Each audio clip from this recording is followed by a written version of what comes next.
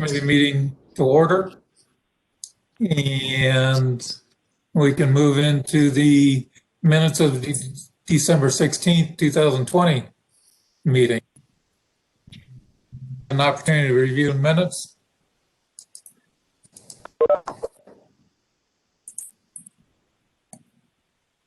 Any additions, deletions, corrections by any of the committee members?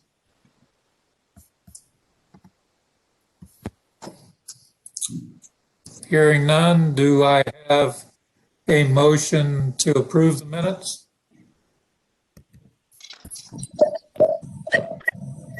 So moved. I have a motion by Mr. Slay. Do I have a second? Second. And that was a second by Leonard. Sandra. Yes. Sandra, hello, by the way.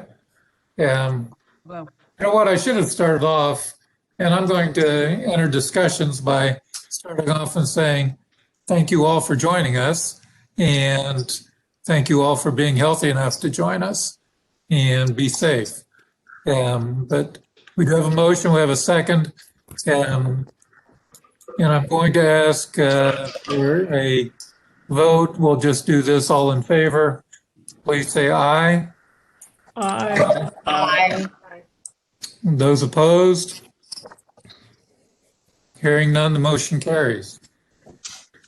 The next item on the agenda is, as Pete has outlined, the discussion of additional members on the advisory committee. And I know it has to do with the availability of a lot of industry knowledge and the opportunity to add someone with the same amount of environmental knowledge. Where do you want to go with this, Pete? Well, I would like to say that we've made a little bit of a transition here, and that Karen is going to be the main person for the advisory committee moving forward. So I'll let Karen kind of take that question. That may be true, but I don't know that I can answer the question about that. Bruce, can you ask me that question again? Well, obviously we know that Bruce Blue, with his vast industry knowledge of metal recycling, is no longer on the 109 board. He has the desire to still serve the community in any capacity available. He has inquired about the advisory committee, and to add him to the advisory committee and maintain balance, we would need to add someone in the environmental field to maintain the balance we have on the committee. Are you, Mr. Rosio? I would like to ask for, Did you get a chance to check your schedule for tomorrow, and is that a good day to meet or no? Hey, Brian, put your phone on mute, please. I got it. Remember, I have that button. Thank you.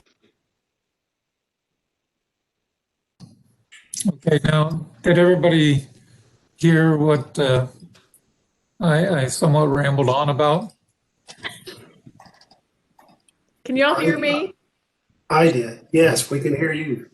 I was going to say that since I'm one of the people that originally asked that we have a balanced composition way back when, I wanted to say that I am comfortable adding Bruce and then taking our time to find people to match up. I don't think we should make him sit out in the hall until we get our balancing stuff done. I agree with Sarah Lynn. Excellent. Are there any objections to adding Bruce?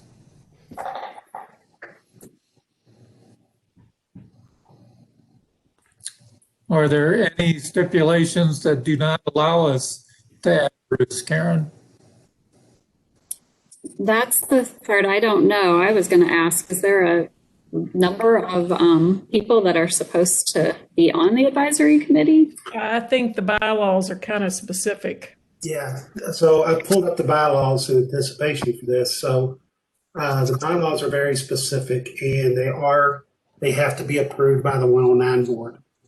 So I think that what we need to do is, and I can share this real quick, if I can share it from where I'm at. Your screen, you mean? Yeah, I think I can. I stopped sharing mine.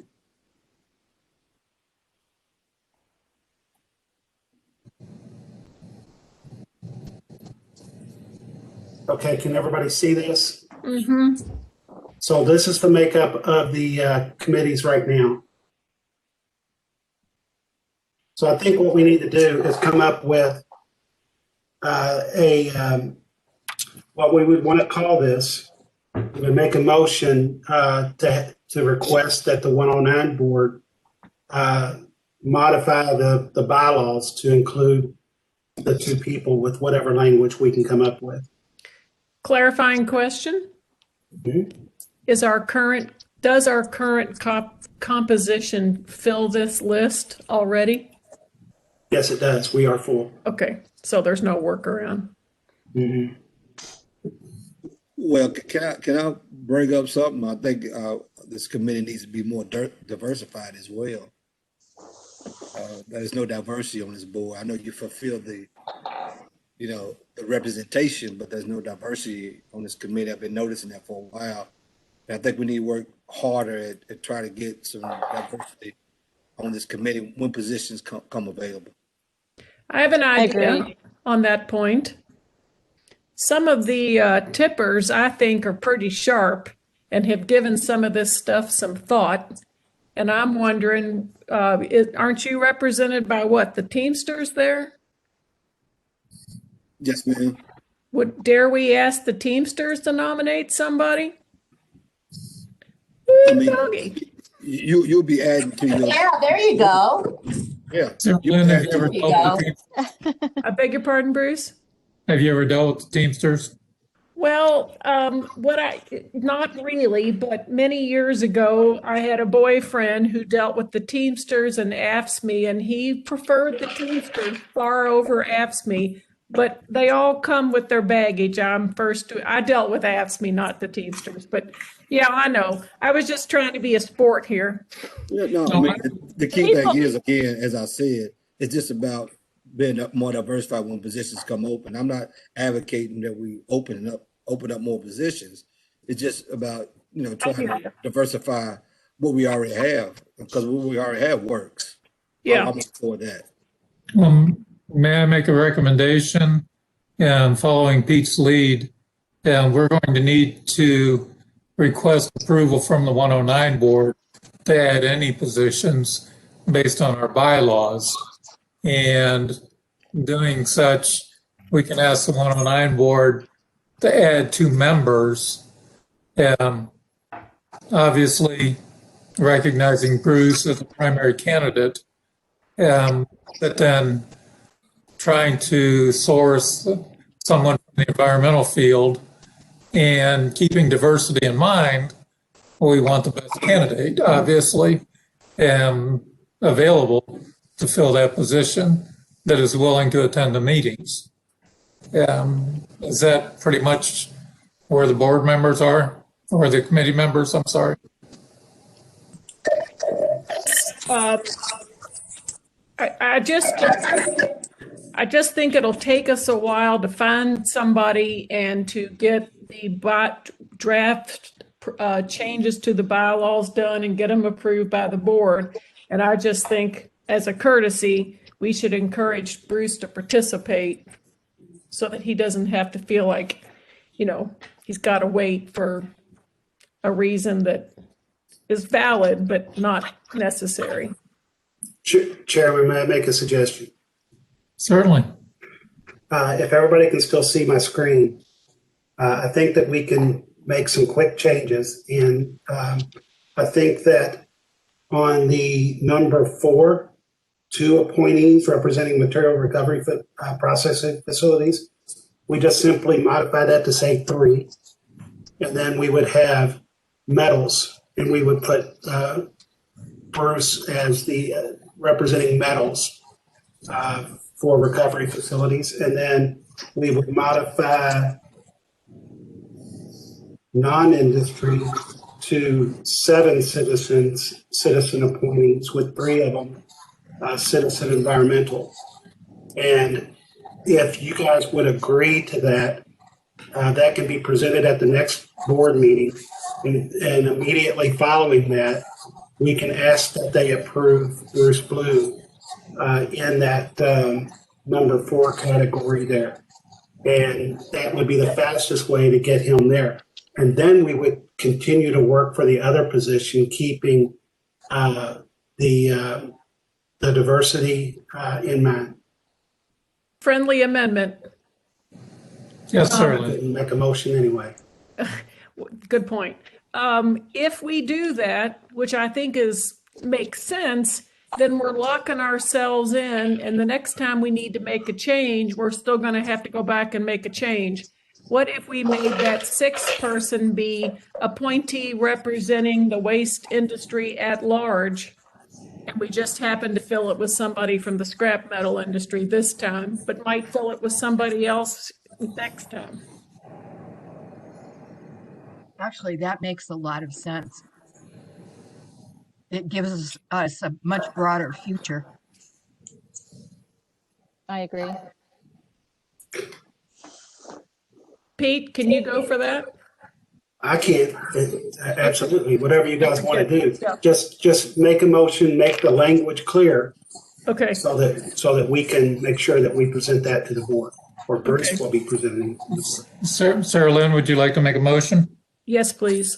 I move that we propose to amend the bylaws, section Roman numeral 6, subsection C, subsection lowercase 1, subsection, this lowercase 1, to add an additional member from the waste industry at large, and under Roman numeral 6, subunit C, subunit 3, lowercase 3, that we add, lowercase 2, the non-industry section, that we amend it to say, instead of 6 citizen appointees, we change it to 7.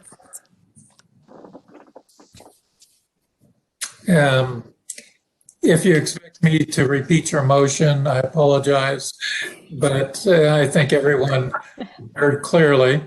Do I have a second to Sarah Lynn's motion to expand the committee? A second. I'm sorry, was that Kim? Yes, that's Kim. Okay. Thank you, Kim. I have a second by Kim Martinez. Any additional discussion?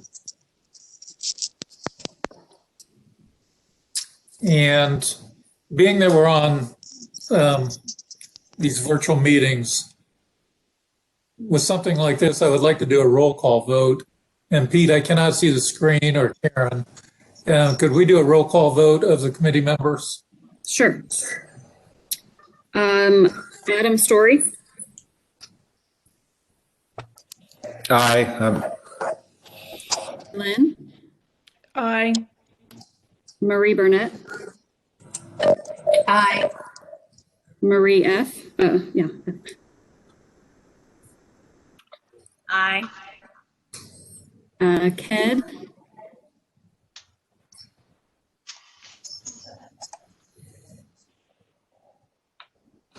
that was him on that one phone number. I'll move on to Matt Smith, Aye. Peter Leonard, Aye. Patrick Stollard, Aye. Ryan Slade, He's frozen. There he is. Aye. all right, and that's everyone I had on my list aside from Ked, if that was his phone number up there at the top. Process suggestion, Bruce? And I vote aye as well. So with that, the motion carries. Thank you all Karen, I very didn't much. hear you say my name. Kim. You're right. I missed you. Sorry. Kim okay. Martinez. Process suggestion for Bruce? I believe I was missed too. I say aye. Julie Donna. Oh my gosh. It's my first meeting. I'm sorry that I'll come prepared with a list. So with that, Sarah Lynn, would you like to comment prior? Yeah, I just wanted to say that at the bottom of our screens, there's a smiley face button. And if you push it, you can give a hands up or hands down. And so for future votes, I think if we each use the hands up and the hands down, everybody will be able to weigh in whether they're muted or not. And the person who's in charge can see that it's happened. Yeah, see? I think I was more so concerned about Amy trying to keep the minutes. And Yeah, maybe that wouldn't record. I mean, really, It would record. it would. Mhm. See, look at me. There. Sarah Lynn's giving you the Right. thumbs up, Pete. It is temporary, so maybe that won't solve it. Okay, with the motion, the second, and the roll call vote, the motion carries. Next item on the agenda. Let's see here. We have the 109 board report, no report.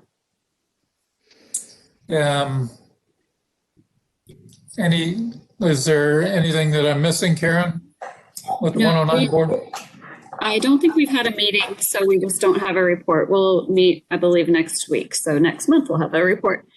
And then I just, as a little bit of a side note, wanted to reiterate what I put in the email, just that for scheduling meetings and emailing the agendas and the materials and minutes, and we're kind of divvying out the workload there on staff a little bit differently. So Pete's going to take care of the 109 board mostly.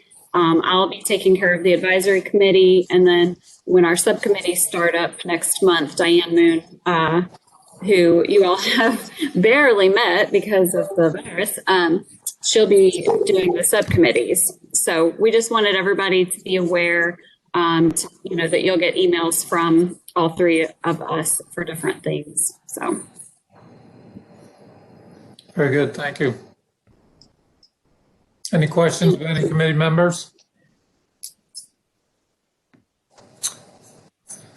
All right. Next item is the review of the subcommittee tasks. Would that be you, Karen? Yes. So I decided that we might need a little bit of a history remembrance of the subcommittees because it's been so long. And so if you don't mind, and please, Pete or anybody jump in if you need to, but I'm going to give a little bit of an overview of what we had done, leading us to where we are now, and we'll see how we want to take the conversation.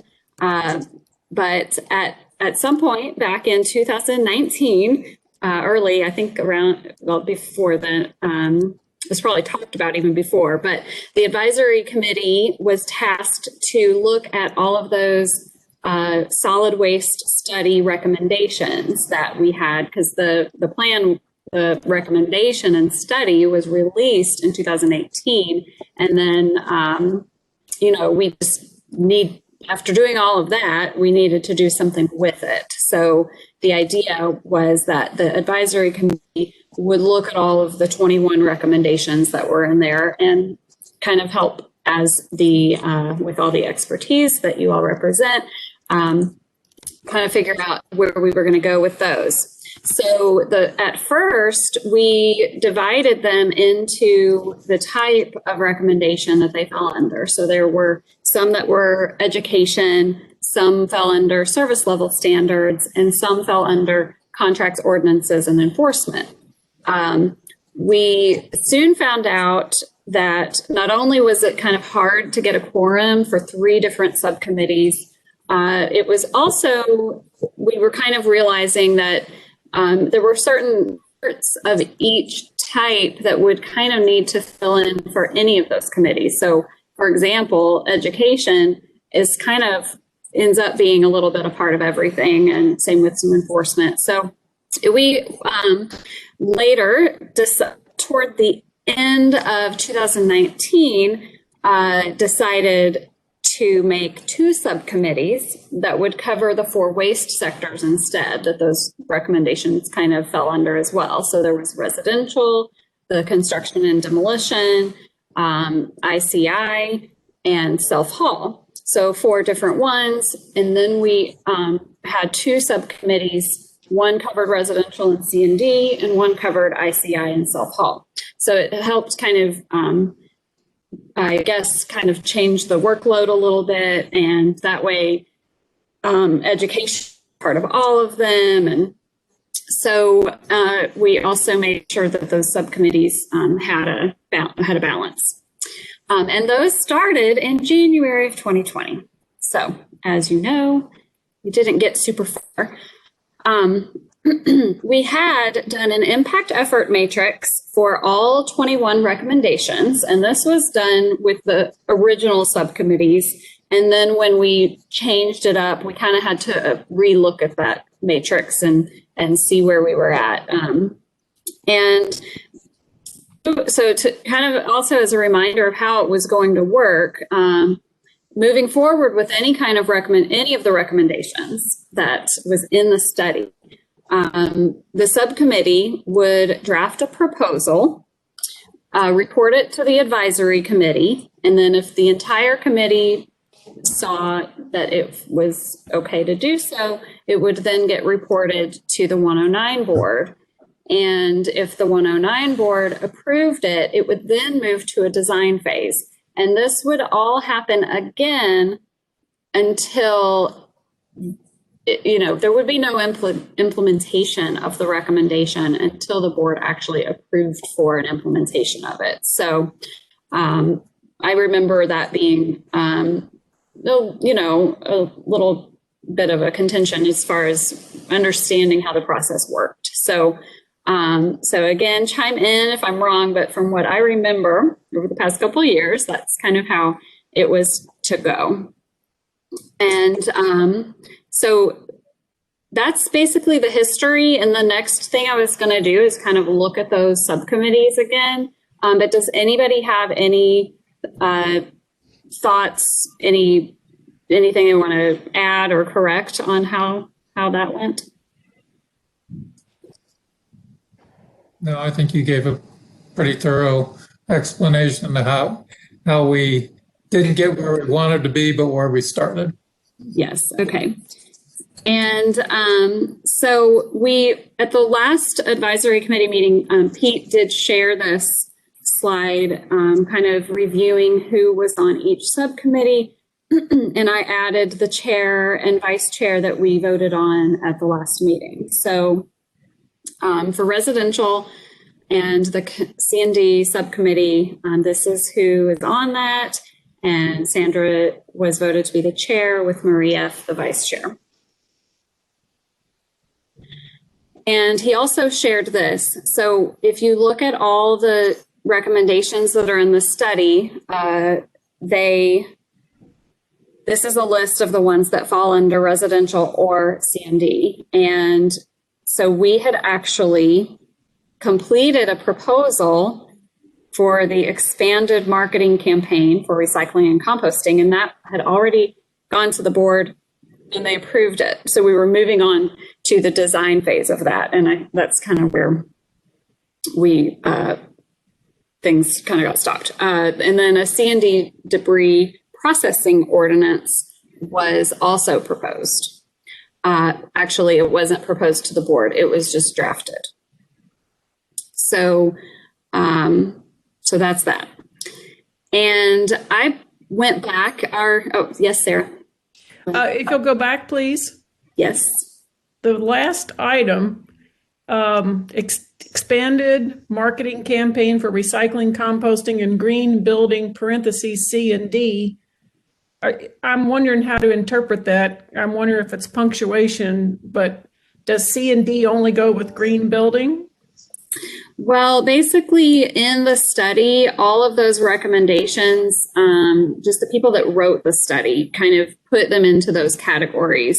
So they classified that one as C&D. So if we were going to have a campaign for that, we're focusing on the facilities that have construction and demolition debris that they're, and so I guess the green building fell under that. So is it talking about encouraging people to recycle C&D waste, to compost C&D waste, and to build with C&D waste? I believe so. Okay, I haven't looked at that one in a while. Yeah, that's I think pretty I think that esoteric. we're all going to have to go back and review these things to get Yeah. the details back fresh in our mind. I don't remember that one. Thank you.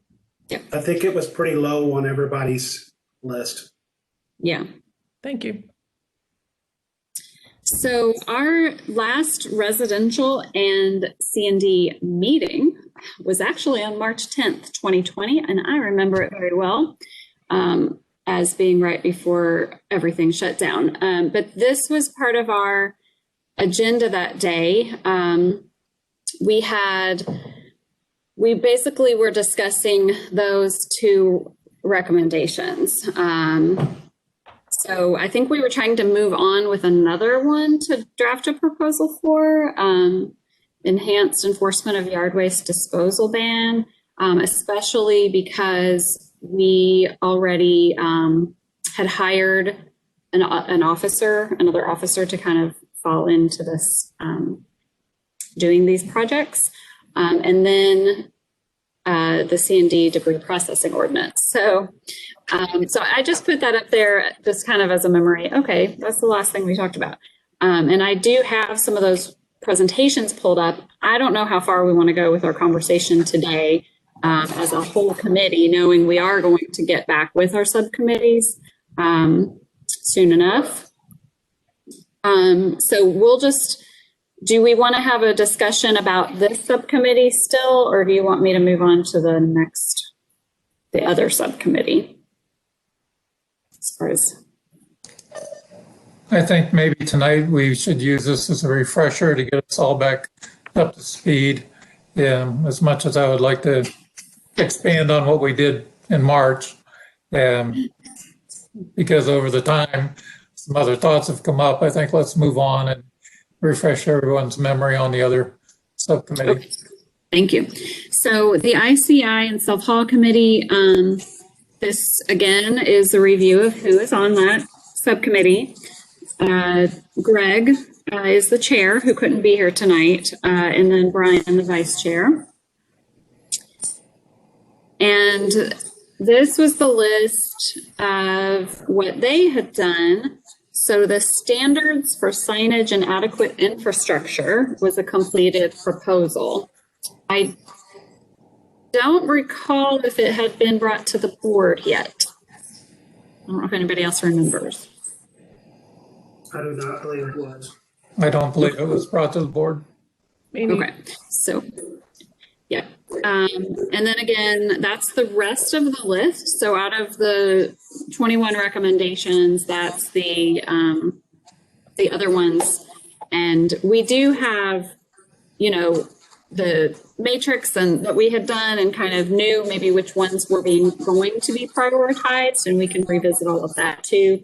And actually, this was the last meeting was January 15th, 2020, and this was the agenda from that meeting.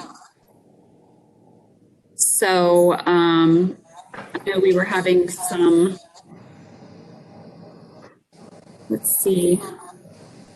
trouble with that committee just finding a good time to meet. So that attended. Now, did this subcommittee meet today prior to the advisory committee meeting? No, we decided both subcommittees would start next month. Okay, thank you.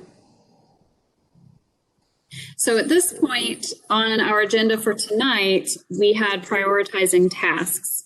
And again, I don't know how deep you want to go. I don't really have slides for this presentation that goes any deeper.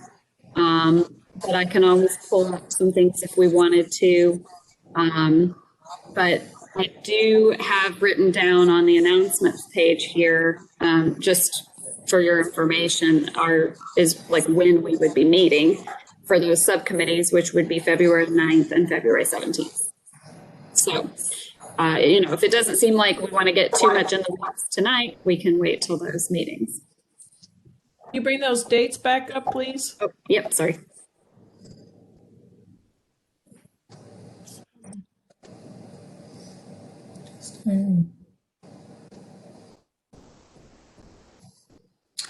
Tuesday, February 9th.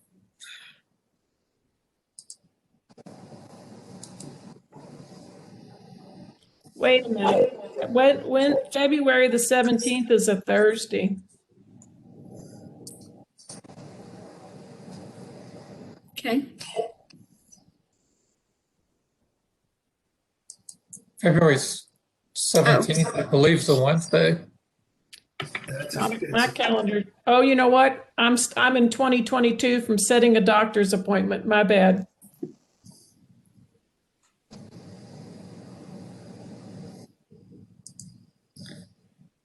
I had not heard from anyone on the advisory committee that any dates or times were a problem. So we just kind of left it as it was.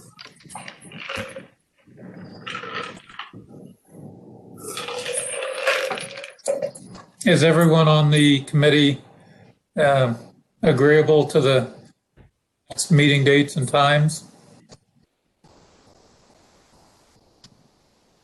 Oh. Are you asking us or Karen? I'm asking the committee members. I'm looking right now, Bruce. Hang on. It might not work. That's what I was looking at too, Marie. And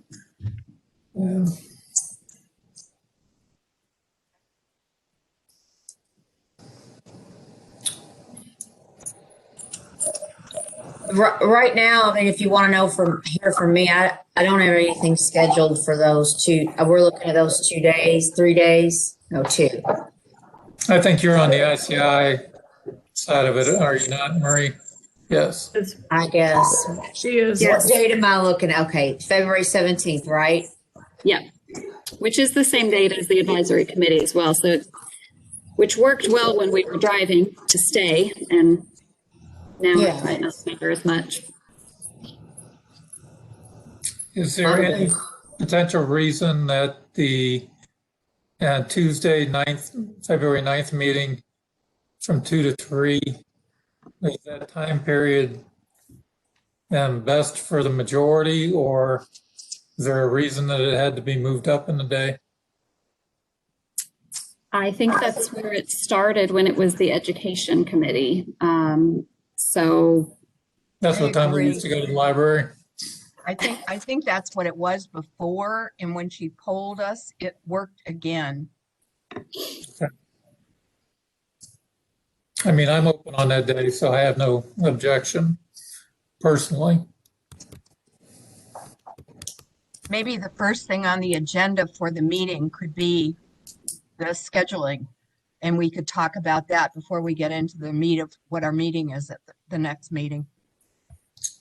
I think that's a very good recommendation.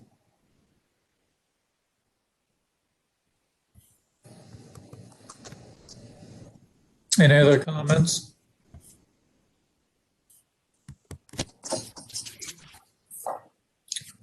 Pete, you're going to hate me for this, but Yeah. when we're talking residential C&D, we are going to need some type of stats, if you will, for where a majority of the construction demolition waste is going. And I know you're going to say that that facility's off limits. Do we get any reports whatsoever from Ralph Avenue? Well, it's, right now it is annual report time. I can't say that we've gotten the annual report from them quite yet to know exactly what they've done. What I can tell you is that they are way ahead of schedule. But I can't tell you what the weight, and pretty much everything that goes in there is pretty much C&D. Well, let's hope. Hmm? I say let's hope, because that's exactly what I guess the agreed upon order was. Yeah. To increase the elevation and cap it, C&D waste. And we're not capturing that volume in our calculations, correct? No, we do intend to capture it in our calculations. Okay, good. Yeah, and that's why they have to, even though that they're not necessarily a licensed facility, we are asking them to report. Good, thank you. Any other questions from committee members? Chair, if I may make a suggestion on, if Karen, can you go back up several slides?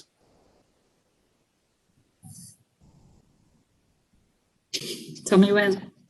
I will. Right here. Oh, no, down one. There you go. Nope. That one. Okay.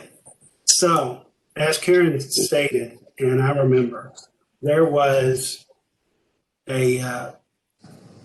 concern about how our process was moving forward of going through all the recommendations and before we moved to design phase, implementation phase. I would kind of like to hear the committee's ideas on how we can move forward quicker so that we can take that to the 109 board and say, hey, given what we've our experience so far and the fact that we're starting fresh, we would like to approach these recommendations like this. And I would just like to hear the committee discuss a little bit to see if there are ideas out there that could help us move forward a little bit quicker. Whether it is from saying we're going to pick each committee's going to pick just 3 recommendations and we're going to work those through to completion. Or even just one, I don't know. But that way we're actually moving forward. And I felt the frustration in the previous committees as well. So I'm just curious what the committee members feel would be a good recommendation to move forward quickly. And I'll be quiet.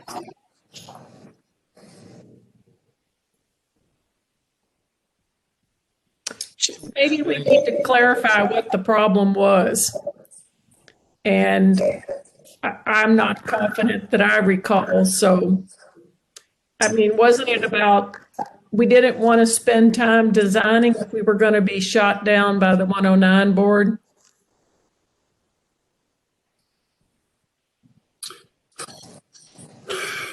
Right. The goal was that we would look at a recommendation. We would say these are kind of the loose parameters of what we're looking at and what it would take. And before we wasted our time moving forward, we want the board to give us an opinion on, yeah, we think that this is the way to go, but we don't like that little section right there. We don't, we're a little bit concerned, and give them that opportunity to ask questions. We didn't get very many questions when we did present to them. But that was one of the key issues, Sarah Lynn. Yes. So what's wrong with that approach?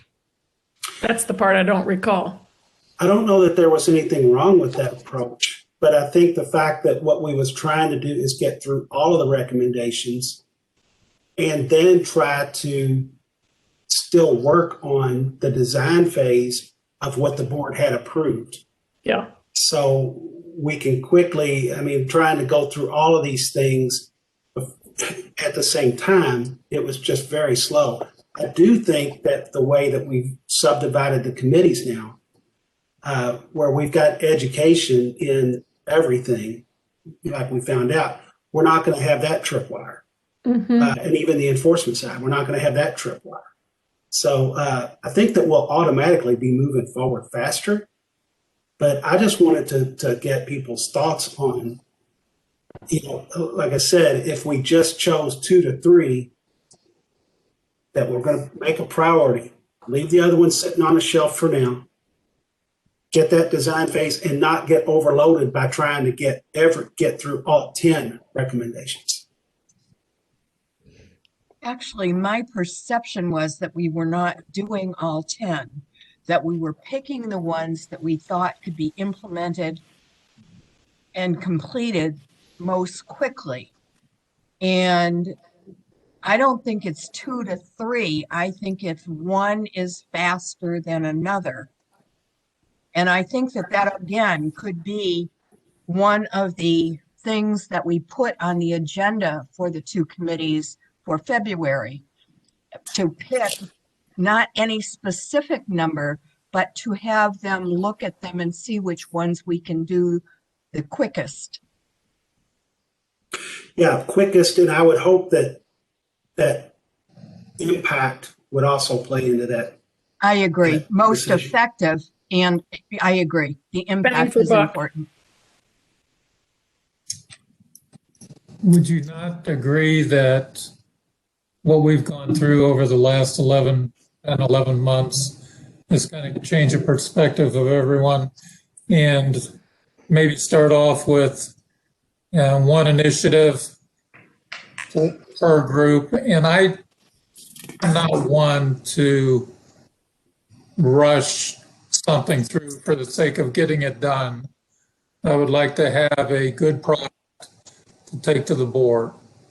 And rather than focus on 2 or 3, I think we were focused on 2 in the education committee. Either 1 or 2, but I know the goal has not changed, but the circumstances surrounding the goal has. And we've got people's, buy-in that we have to reignite. So it may be a bit difficult. And if we can come up with one good initiative per subcommittee, and not rush it through, but diligently present it to the board with a good plan, maybe that would be a different way of looking at it. I feel like that I was on the committee that got divided into 1 or 2 committees. So I think initially going through each item on the agenda, making sure everyone on that committee understands the concept of what that is, what goal you're trying to achieve with each individual item,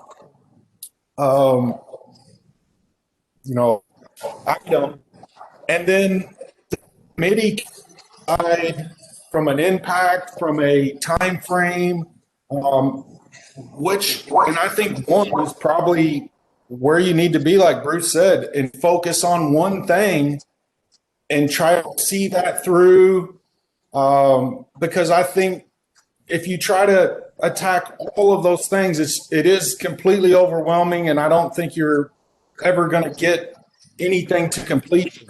But I think it's important, me being somewhat new, that everyone on the committee understands what each of those initiatives means, what it's looking for, what goal you're trying to get to. And then each committee member, or each committee can decide, hey, this is what we really want to focus on. This can happen in a reasonable amount of time. So that, like you said, 1 to 2 things actually makes it somewhere versus continually debating over the same topics over and over. But Adam, I think you're right on with where we left off. And if you remember when we did that, we were starting to discuss and make sure that everybody understood each one. I remember that now. So I think it's a really good point. You know, our first meeting might be to really kind of get a little bit deeper into all of these so people understand it. And then we choose 1 or 2, depending upon the effort and the impact that we would want to focus on all the way through. Here's another aspect of this that I know that I've been concerned about, but once we get to the design phase on one of these, I think that to design some of this stuff is going to take a lot of staff time. And if we get too much into it with 4, 5, or 6, staff is not going to be able to keep up. To be able to do things, to be able to draw in and reignite with stakeholders and stuff like that would be very difficult.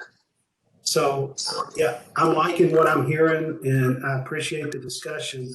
And I think it gives me a better idea of where we should go.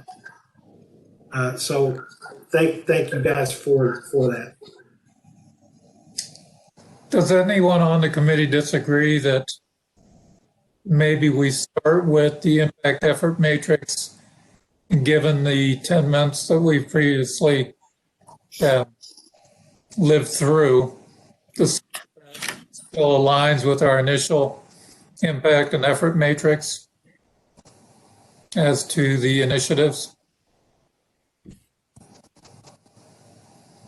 First, could I add, could we do that impact effort with the full committee instead of the subcommittees?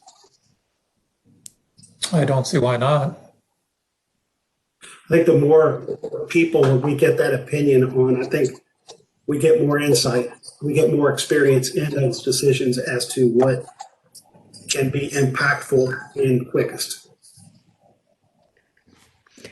I would like to suggest that maybe we not do that, because I think what's really critical right now is that we get our little subcommittees humming and, functioning well.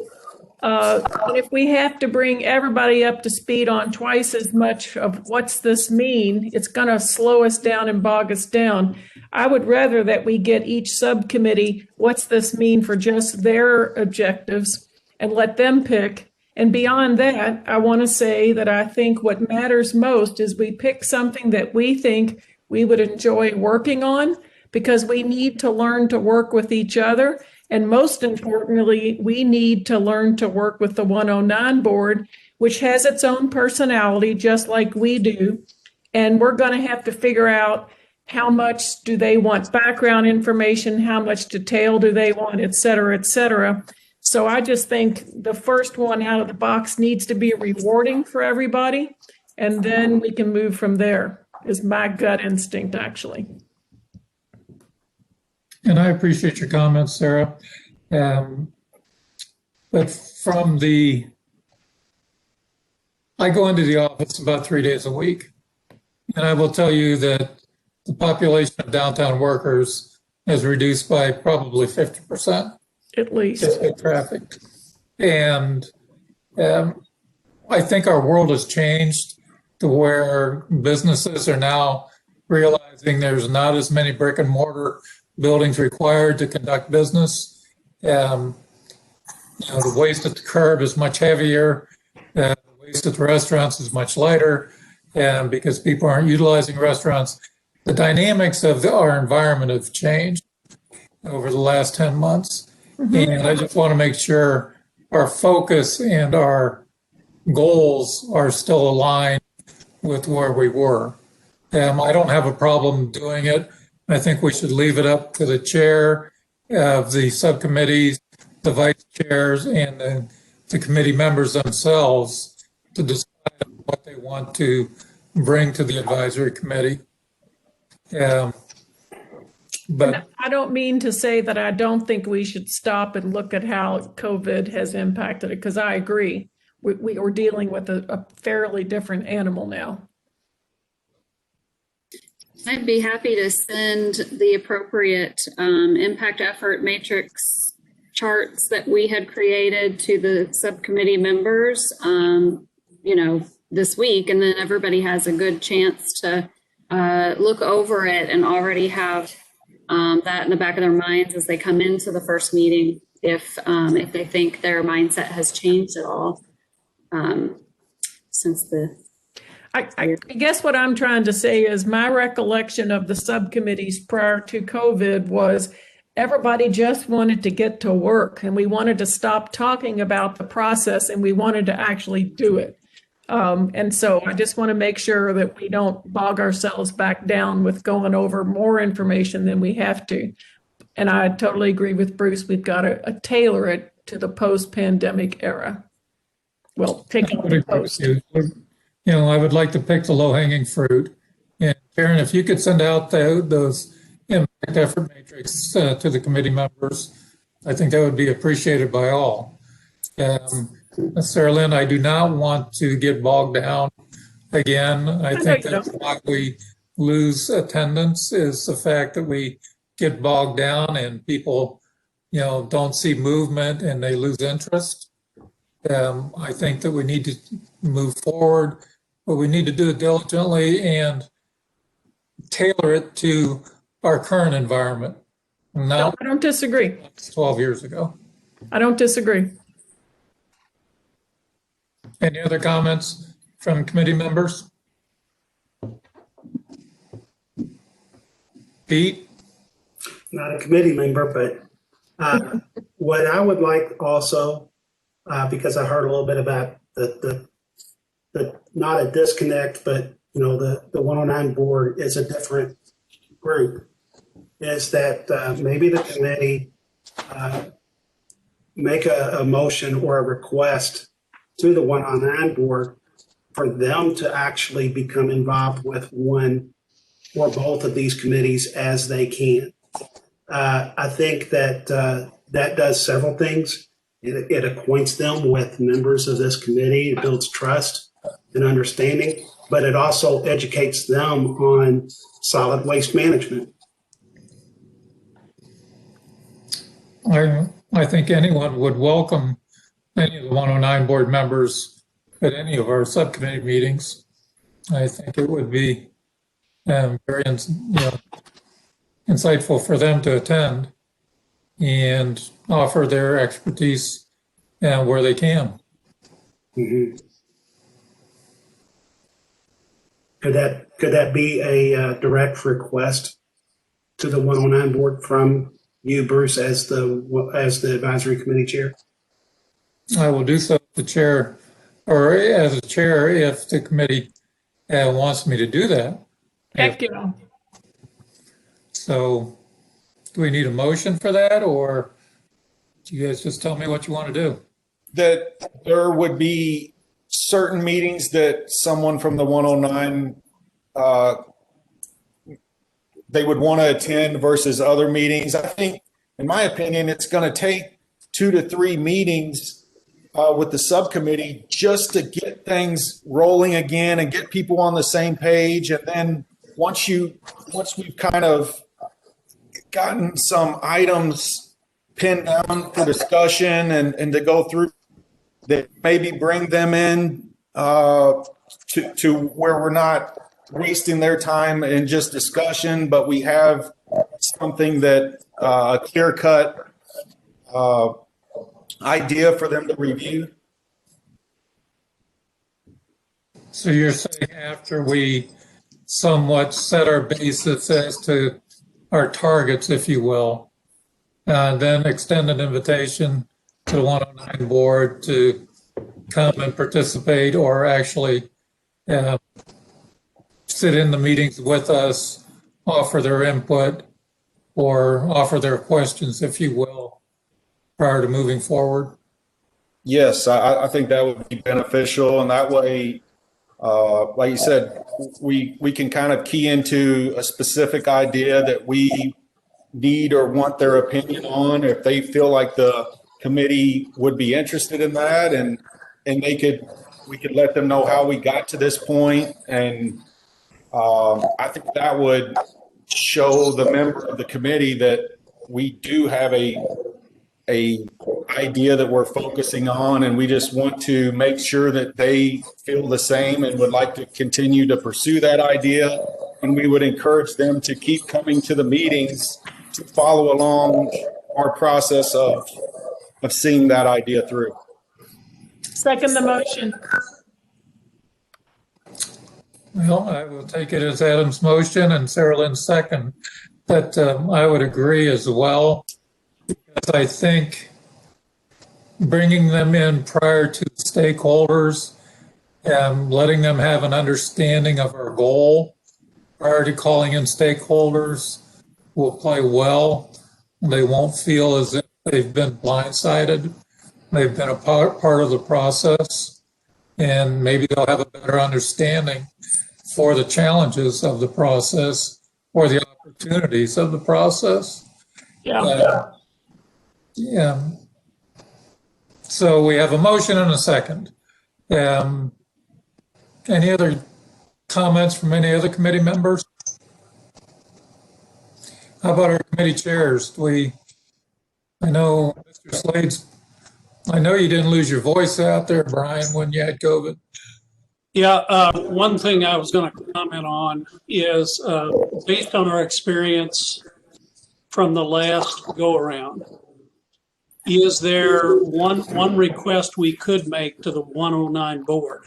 Not to do our job, but is there a short outline of things that they would require for them to make decisions about approvals on each of the areas that we're discussing? I don't know if that's too complex of a comment or not, but it would be nice to know that everything, maybe not 100%, but the majority of the major things are in the submission so that it does not go back and forth multiple times. So you would like to acquire the board's buy-in as to our subject matter prior to moving forward on it? Is that what you're saying? Yeah, I'm saying, are there major components in each of those? Are there 19 of them, Karen? I can't even remember that. How many recommendations? 21, I think. 21. You know, is there a commonality to the 21 recommendations that the 109 board would like to see that we've done our homework on before we submit to them? That's really the question I'm asking. I don't want to talk out of school, but my gut instinct is they might, but they don't know what it is, and that we're all going to kind of figure that out by the first couple of go-rounds. As we go along. Don't you imagine? Because, I mean, most of them, It could be. you know, they don't have much experience. Or you think if you would get one of them to one of your meetings, you could kind of fill them out then as to, hey, what do you expect us to have? Or what do you, like you're saying, Brian, what do you want us to present to you to make this work? That's where I think getting a 109 member to the subcommittee meeting would also be very beneficial. I agree. I think that in general, they don't have as much knowledge overall as people on this advisory committee. And if we ask them to do that now, I don't think we'd end up with a product, which is what I think Sarah Lynn was saying. I agree with Adam. I think they've got to be participants through this next period of time to be effective. And some of them, truthfully, have come to some of our subcommittee meetings, but the vast majority of them have not. I would say that we have a new dynamic here in the fact that we're virtual. And I think that makes it even more available to them without having to go. So I think that we can get them to attend a whole lot easier now than what we could. Yeah, I hadn't thought of that, Pete, and that's exactly right. We've never had more than one board member at any, that I can recall, at any of the subcommittee meetings. So maybe this forum will allow them to participate at a higher level. Which I would don't be great. believe we ever had a board member at one of our subcommittee meetings, did we, Karen? I don't remember. Actually, I think in general, they came to the residential committee, the people I'm aware of. This isn't a reason why, though, going back to Brian's comments, we couldn't ask them if there were any specific things that they were most interested in us doing. But I think it needs to be broader than having them look at the 21 points or something, because I don't think if we do that, they're going to do anything. Well, I have no problem with their involvement, obviously. They are the ones that are going to have to approve anything that we send to them. And any chance for them to educate us or for our group to help educate them with regard to an issue, I think would be beneficial. So, I mean, we had a motion to, I guess, invite, did we not? Mm-hmm. And we had a second. Any additional discussion? Well, I think we had also the friendly amendment that we don't invite him until we've actually gotten some focus and we're actually working on a particular objective from Adam. If I could, I think I initially felt like that was a good idea. But now I'm second guessing that, and the fact that I believe that what we're going to be doing is reviewing these things before we move forward. They might benefit from that review to learn a whole lot. Now, we're not necessarily going to be doing much, but they may just get some general information. And if they understand that we're not necessarily doing anything yet, we're just trying to decide, we're trying to educate ourselves or re-educate ourselves on each topic, they might understand that. Just my thoughts on that. Well, Sandra and Brian, in Greg's absence as chairs of the subcommittee, what are your preferences? To have a meeting prior to inviting them to get our feet underneath us, or to invite them at the next advisory committee meeting or the 109 board meeting, the subcommittee meetings? Actually, all ahead, of our Sam. meetings are open meetings anyway. Everybody can come to them. And if what we're talking about is a formal invitation, that is different from the fact that some of them have been coming to our meetings anyway. I think that we provide them with the information, and I would hope that they would come. I think primarily the reason we're having this discussion, and Pete referred to it very early in the meeting, there's a real frustration that we weren't making progress. And I think Sarah Lynn or somebody said, should we assess, why that was, the why of it. So, I mean, the meetings are public. I mean, I guess my quick answer would be, I'd like to have a meeting to get our legs underneath us and see if we can agree on what direction we're taking, even to the selection process of which recommendation, so that it would have some meaning, right, to the board members if they attended. So, but they can attend any meeting, and I'd encourage them. All those people are busy, so you have to also consider just time throughout the course of a month, right? How many additional hour and a halves do they have?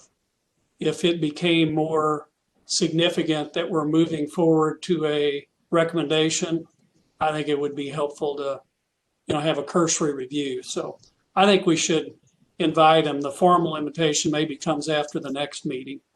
I agree. Yeah. Has anybody else got a thought on that? Speak up. I agree with you. Okay. I think we're all in agreement. Well, Yeah. I agree as well. To get our legs underneath us and speak out at the next 109 board meeting to ask for their involvement. I think it's more than an invitation to attend. It's an invitation to become involved and understand the bits and pieces that make up the request.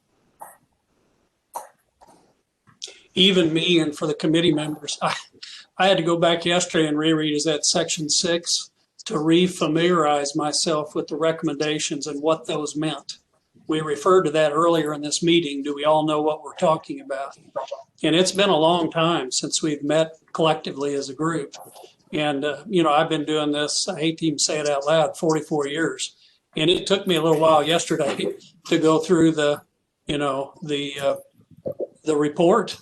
I just did. And there were things there that I'd forgotten, quite honestly. It may be a bit embarrassing to have them there for the first meeting.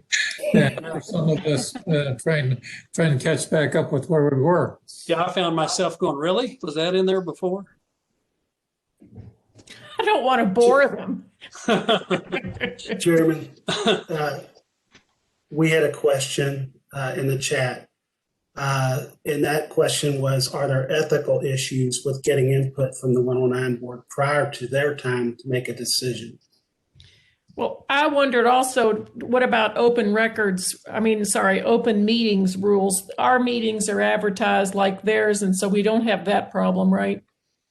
No, they're all. We don't have that problem. We would have to make sure that we don't end up with a quorum for the 109 board. Really? So they all couldn't attend the same meeting. So maybe it's designating them to a certain committee. But as far as Jerry McGraw asked this question, I'm not sure. I don't think that there's going to be an ethical decision. They're not necessarily making a vote. They're there for educational purposes and to understand the issues. But that is a question that I can ask of the county attorney's office to see if that would be an issue. But my instinct right off the bat says that no, I don't think that it would. I know on another group that I serve, if two people talk about an issue with regard to the board, it's fine. 3 becomes a problem. And Pat, in your line of work, you may be able to give us a quick answer on your opinion of this. Would that apply to the 109 board in your mind? And maybe Pat's not with us anymore.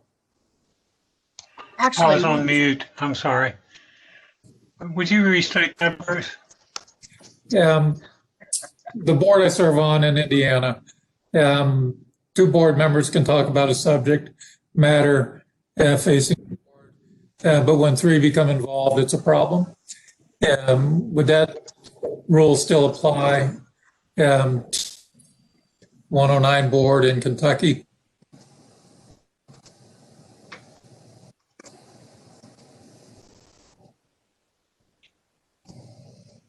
And the context you're asking about is in a publicly announced meeting, right?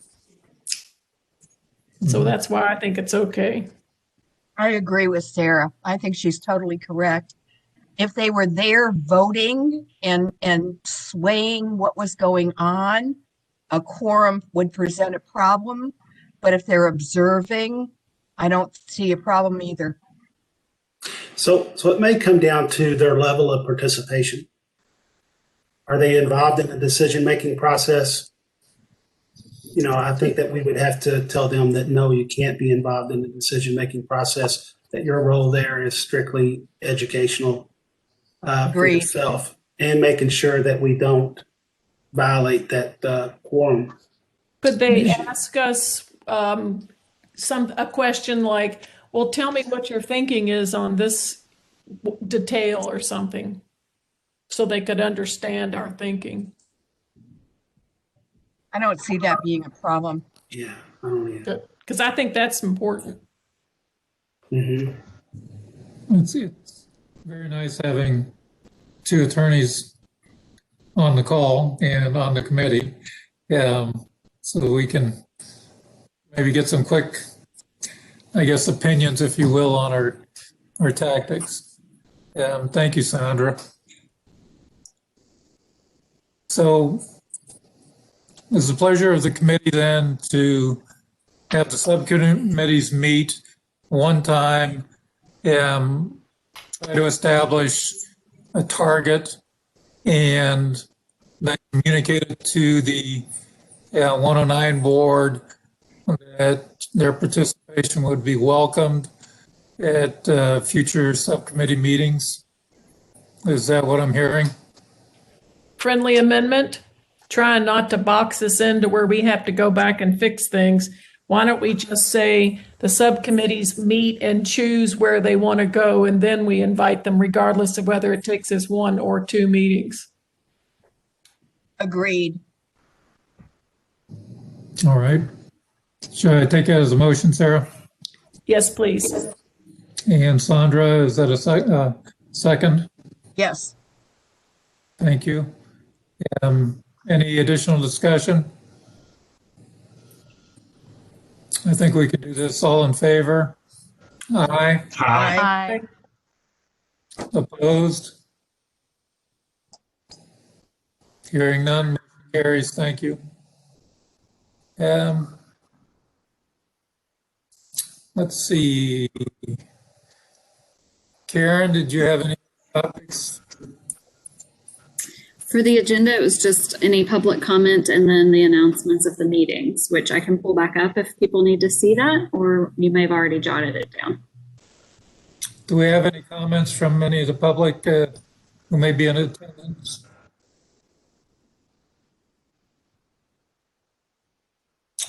Hearing none, let's go over the dates, Karen. Okay, let me pull it up real quick. I'm flipping through screens. I'm sorry, I should be able to do this, but No. There we go. Oops. Okay. So we have a board meeting next Wednesday, I suppose, Pete, January 27th. And the subcommittee meetings will start February 9th for residential and Cnd at 2 o'clock. February 17th for ICI and Self Hall at 15, and directly after that meeting, we would have our next advisory committee meeting on February 17th at 4:30. all right. Thank you very much. Any other business or issues from any committee members? Hearing none, I would like to thank each and every one of you on this WebEx meeting for your patience and understanding as we try to get back to where we were in March. I know the group will work diligently to get a product for you, Pete, and for the community as well. But first and foremost, please, everyone, take every precaution that they possibly can. Just stay safe. Get your vaccine if you so choose, and just stay healthy. It's wonderful to hear and speak with everyone again. So thank you all very much for your attendance. Thanks for chairing us, Bruce. Thanks, Bruce. Thank you. Bruce, take care. With that, can I have a motion to adjourn? Oh. Looks like Motion. something for Bailey. Have a motion, do I have a second? Sure. All in favor? Aye. Aye. Any opposed? they can drink alone. Okay. With that, the motion carries. Have a good evening, everyone. You too. Bye. Thanks, guys. Bye, everyone. You can unshare there, Karen. Yes, I was trying to stop the recording.